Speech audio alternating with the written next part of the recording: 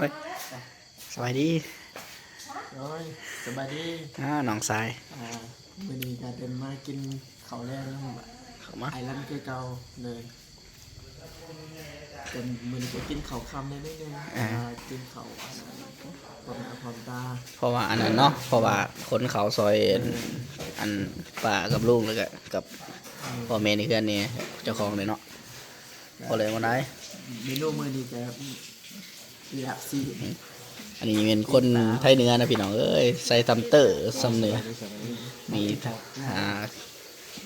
ทางใต้เขานี่แหละ2 คนเห็ดเวียดนำเบาลั่นเด้อพี่น้องเอ้ยเวียนกันกินในโรงมือได้นี่เอาเลยอายยังเอาเส้นแสบอย่าอายเด้อเว้ยแสบบ่แซ่บแท้ก็แต่ว่าอาหารอยู่แคมป์หัวพันครับอาหารคนละย่างลาบคือกันลาบอยู่แคมป์หัวพันใส่มะแขวนบ่ครับใช่ใส่บ่มาเสียงหนังเติมไข่หนังเขาว่าลาบเลือดดิบบ่นั่นเนาะเมื่อกี้เขาเนาะเอาได้ปะกินได้จะได้อะมือวันจันทร์คันเราก็เริ่มเบี้ยหยาดว่าคือว่าแหละเสาร์อาทิตย์แหละเพิ่นมาซอยเบี้ยอยู่กันอยู่ซ่านพี่น้องเอ้ยวันจันทร์วันศุกร์เลยแล่นเบี้ยให้กับอันนั้นหัวหน้าเพิ่นผู้ใดว่างก็มาซอยบ่ลั่นผู้ใดบ่รับว่างก็ไปเฮ็ดเบี้ยเป็นหน้าที่ของตัวเองเนาะกินข้าวสามัคคีและอาหารบ้านเฮากินเห็นบ่ทีมงานโสดบนซองผลนี่เนาะอันนี้บริโสดได้มีเมียแล้วได้ทั้งซองเนี่ยโอ๊ตขวดคนนะเกินไปซื้อเงี้ย3-4 คนนี่แหละเนี่ยสบายดีเลยนี่อันดิบมาฮะเห็นโลเลยเพื่อนเลยโอ้ยสบายดีเอ้ยกับสวัสดีและสบายดีเด้อพ่อแม่พี่น้องพ่อแม่อาจารย์นี่บ๊อบนี่ว่าตึกปลาของเวียนนี่บ่อยนี่นะ3 ตัวนี่ตัวตึกปลาฮะ3 ตัวดีบ่เฮ้ยปีนคนหนึ่งฮะใส่ทั้งเหนือเคยเหนือมาอย่าไปย่างไปตัวน้อยสุดอันนี้ตัวใหญ่สิตัวใหญ่ปลาใส่ในตู้ที่อันนี้ตู้เย็นละเมียนละโอเคอันนี้ตัวน้อยสุดเลยก็แบ่งให้ลุงเสือกับซ้ำกันหน่อยนะแบ่งให้ลุงแบ่งให้เพิ่นมากินเดี๋ยวอยากเอาอยากได้กับตึกเอาอันดูได้แหละแหก็เป็นตาแหเนาะขาดไปเนาะเป็นได้ความรู้สึกมาหลินมาเห็ดเวียกหรือว่ามาเที่ยวมาหลินมาซอยเวียอยู่แก่งสวรรค์เขต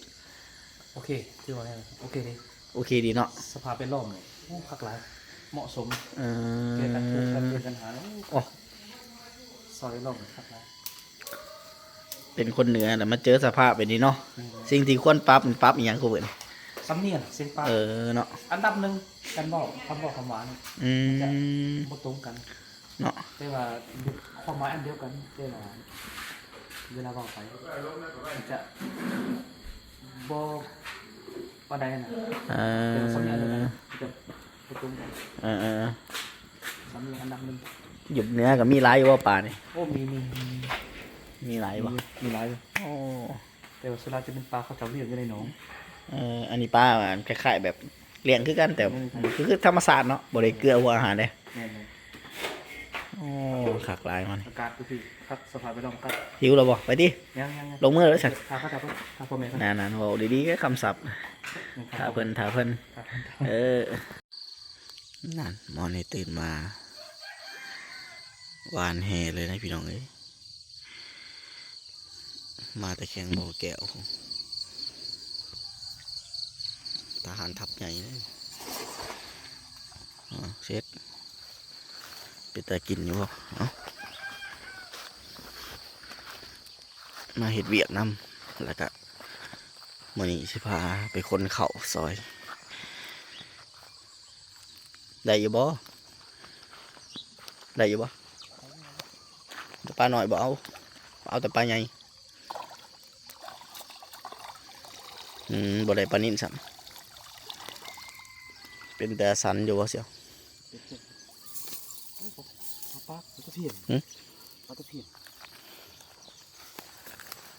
เอาปลานิ่นเอาเดี๋ยวไปหาธงมาก่อนเดี๋ยวกระเป๋ายังนี่กระเป๋ายังเอาใส่นี่ ปล่อยหมดวะนี่ปล่อยเนาะ เอาบางอันปล่อยบางอันที่เบิดปลานิ่นหน่อย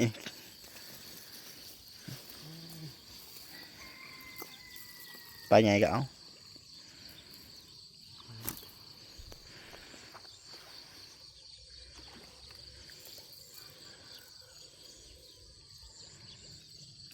พูดเด้อตัวใหญ่เอาจากตัวนี้มักอยู่ว่าป่านี่บ่มักดิ ตะเพียนเสือตัวนี้ ป่ามันหนามหลายนะ โบราณครับมันเยอะสุด เด้อพูดเด้อใหญ่ตนไปเด้อ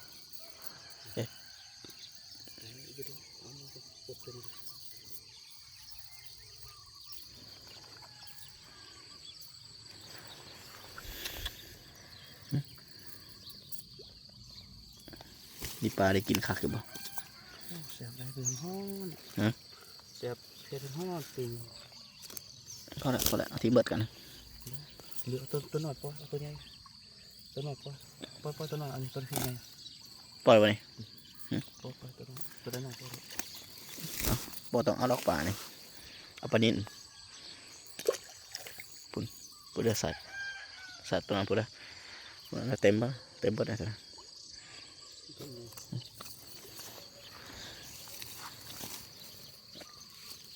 เอาให้ป้าเอือบคักๆป้าเลยเมียกูก็ได้ ตัวขาวเสียบ บัดเราวางจากบัดเราวางวะขนมบวางกับปะได้เห็ดต่อ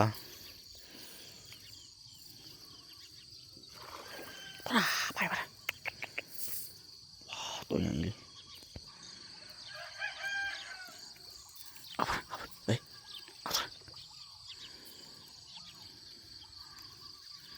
โอ้ตัวลูกเล่นเพิ่นนะพูดนะป้าตัวพูดนะโอ้ธรรมดา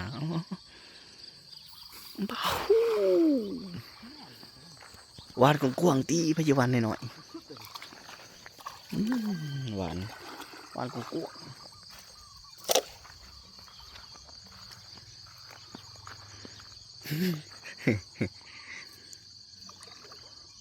คันแหขาดบริกินซ้ำเนี่ย จอมัด ฮะ ข้าจอมัดโอ้ไปซื้อเลย พูดเด้อเฮ้ยถ้าอยากได้จับมันกันเอาบ่สิลงจับมันกันกูเคยอันเฮานี่เคยแกเอามีแต่กับสุริยะเด้คนละสนเด้เต็มได้ปลาใหญ่ฮะปลาสับขาสับแขนไปได้ปลาฮะพูดเด้ออยู่เจสุดมันอยู่เจยาไปตึกเลยแต่เจนะ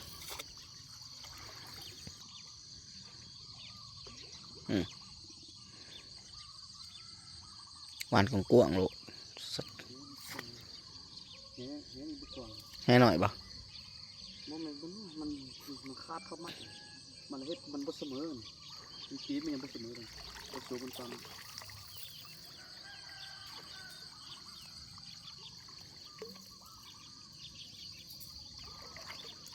แหละข้างๆตอใหม่ระวังได้ตอใหม่ทางหน้าสีดำโอ้ขักไอ้ลีเนาะถนัดไอ้ลีเนาะเก่งเตอเลยเอาโบย้อมไปหวานแฮ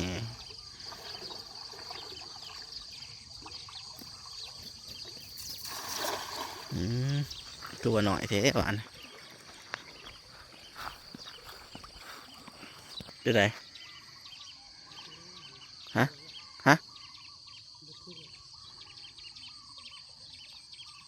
บ้าปลาเต็มหนองบ้านบกวนบ่เว้ยเอาแห่ใหม่บ่แห่ใหม่บ่อันนี้น้อยเพิ่นบ่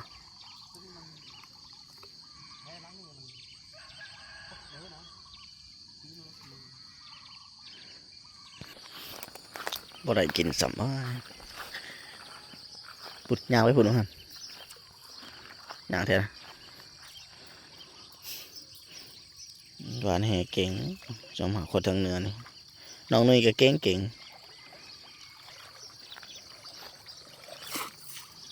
น้องนุ้ยก็เก่งคือหวานแห่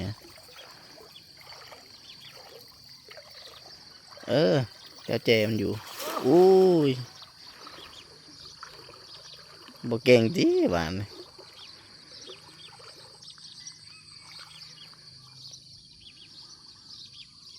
ตัวได้ลงหน้าพี่น้องเอ้ยไปลงไหลงหน้ากันไปเลยเอาแหไหมจ๊ะเดี๋ยวถามจับขึ้นมาปะขึ้นปะ สิเอาอยู่วะ เอาเลย เปลี่ยนดำเปลี่ยนนะครับ ให้เขาเอาไปให้ปะเดี๋ยวเอาแหเอาใหม่กันโอ้ยน้ำตาสวยหน้าสวยตาพี่น้องตื่นมาแล้วก็เห็ดเวียกเลยเอาแห่ใหม่ก่อนบริกินโดนละเป็น2-3 อาทิตย์ละมีแต่ซื้อเอานี่ก็โอ้ยหมายว่าเลยแห่นี่ก็มันจะไหม้ก็ไหม้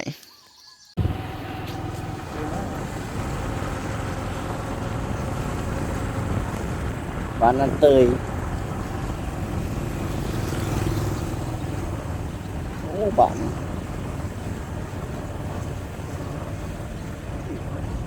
เงียบใช่ดีไปเรื่อยๆด้วยหอดใส่หมู่บ้านนี่เป็นหมู่บ้านน้อยๆเนาะมาตำป่าอยู่ว้ากกลำไยหลายบ้านบ่อเกลือในบ้านนี้บ้านเป็นบ้านที่ว่าผลิตเกลือหลายที่สุดในแก่งสะวรรณเขตบ้าน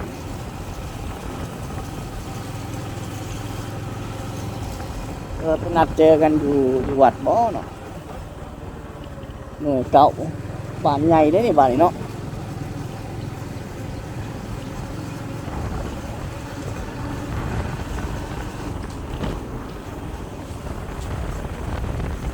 ออกมาเอาเงินปะสิออกมาเอาก็บ่ว่าเยอะใช่แม่นปะอ๋อเอาเจอแล้วนี่บ่ นี่แหละบ้านบ่อเกลือ บ้านบ่อเกลือ แม่นบ่อเกลือนะเตย บ้านผลิต ใต้พุ่น บ้านผลิตเกลือเนาะ แม่น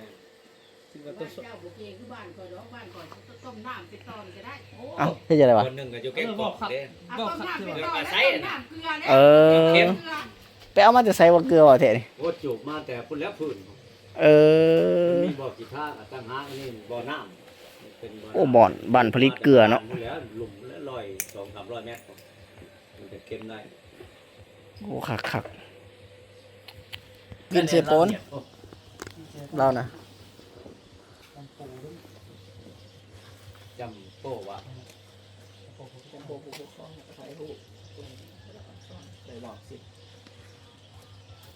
จำโนก เอาถ่ายคลิป โอ้คนอ่านมาแล้ว ไปน ครบในเอกสารครบหนึ่งมีเดียวครับ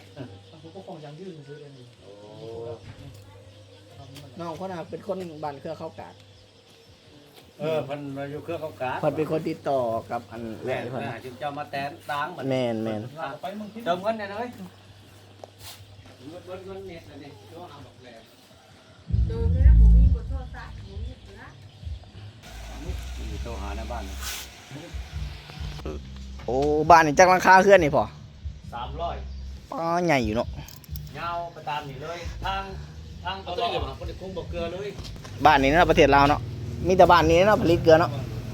โอ้สวรรค์ในเขตบ่ว่าขอโทษเนาะว่าผิด บ้านนั่นได้ในบ้านนี่ มันแก่กอก แค่กอก เกลือกาไซ แค่กอกกับมีนะ อ่ะเกลือนะ เกลือกาไฟ เข้าในแน่หมดแล้วมีแต่ทั้ง อ อะไร ยู่ คนใด นั่น ว่า เลย เช่น เก ชื่ ลื อ อกาปลา อ๋อ ซื้อข้าวซื้อแม่ มันเป็นบ่อมันบ่แม่ โอ้ชื่อว่าพ่อนี่แล้วบัดนี้แม่ เอ ได้บ่ได้ไปพบ อเป็นบ่อเนาะ โอ้เดียวแล้ว โอ้ เป็นบริษัทเป็นโรงงานเลยแหละ เขาเป็นคนสารวัตรคนทั้งใต้บ่ได้ถามแบบฮู้จักอีหลีนะ พี่น้องแม่ก็มีสารวัตร บ่ เงินเซ็นเงินหยัง โอ้อัตตปืนเนาะ ญาติเด้อ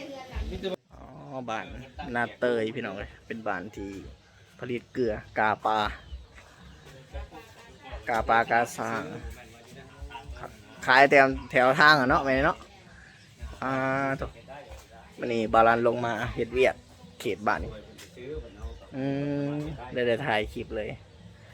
แลรถเบิดมือเหมือนแม่นบ้านนาเตยเนาะ ฮอดบ่เกลือฮอดอันภาสนอนเห็นนั่น ทาสโนแถวทาสโนบ้านนี่เขาสิมีบักใหม่หลาย โบราณเพิ่นก็ต้มเคยสิทาต้มกินเป็นขี้ดินนี่เด้ เออ แม่น โดย สาวแล้ว เป็นน้ำเป็นต้ม มันขึ้น เพิ่นบอกว่ามันแซ่บนั่นแหละเกลือโบราณเพิ่นต้ม ขึ้นกับบ่อมันเนาะสลายเนาะอันนี้มันขึ้นกับบ่อมันสิเนาะ เพิ่นถึงกับบริษัทถึงกับหลักของรัฐ เป็น เออ เป็นเอกชนแล้วก็มื้อนี่ ผ่านลามมาได้อันนี้นะ โดย ผ่านลามลงมา ในบ้านนี้ส่วนหลายเขาเจ้าก็อันยึดถืออันเฮ็ด เจ้า ตัว เจ้าส เกลือ มัครเน้นได้ค่อยแล้ว มักแล้ว คือบ่ได้บาท โอ้แสดงว่า สองนะ กระจิ้มสอง บ่ไหวเนาะมาฮอดเลยทางเขาไกลสุดยอด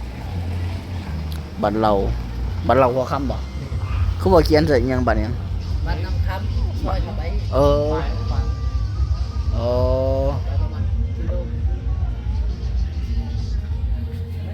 กับลังหินเข้ามา ฮะ เดี๋ยวนี้ก่อน เด้อได้บ่เป็นหยังดอกแม่เอ้ยได้ โทรคนหักบ่เป็นนะเพื่อสิแล่นหาคนหักให้ มันไกลอันบางเช้านี้ลูกต้องรอท่า เป็น โดย ไกด์โพสต์ไงไกด์ เออ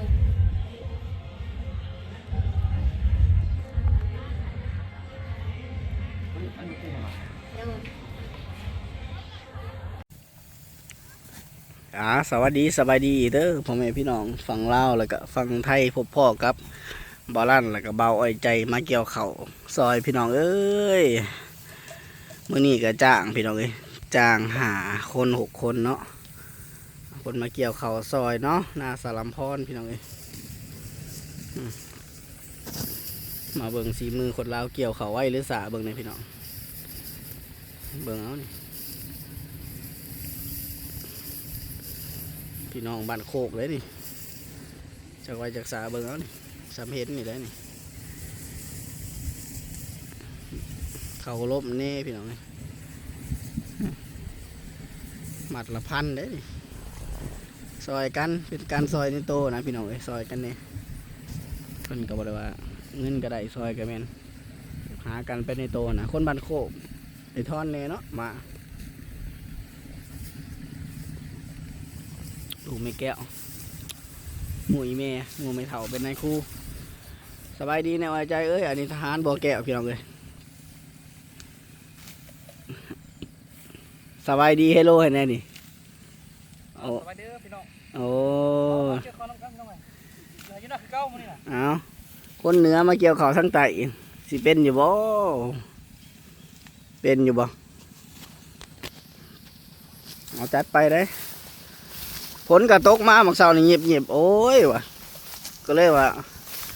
เป็นจังได้นี่วะเขาล้มโอ้เกี่ยวปะนั่นผัวโอ้บ่ธรรมดาเนาะไวเนาะทั้งเหนือเขาว่าบ่เคยเกี่ยวเขาแม่นปะอันนั้นอยู่พุ่นนั่นบ่ได้เกี่ยวไปนี่แม่นบ่เว้ยเบาอ้อยใจ อยู่พุ่นหันบริคือแบบนี้เนาะ บ่ แต่อันอยู่นี่ท่องเที่ยงเนาะ ของพี่คนบ่ได้เกี่ยวแบบนี้อีพุ่น พุ่นนะโอ้บ่ธรรมดาทางเหนือมาเกี่ยวเขาทางใต้อีกหน่อยคืออยู่บ่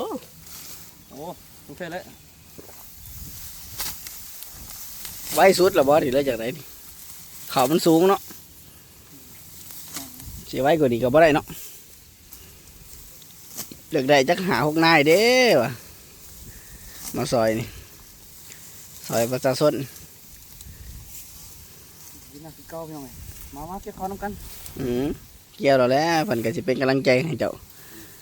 นี่การเป็นเบาไว้ใจพี่น้องเอ้ยมาเริ่มงานเฮ็ดเวียกน้ำเบาลั่นได้2 มื้อ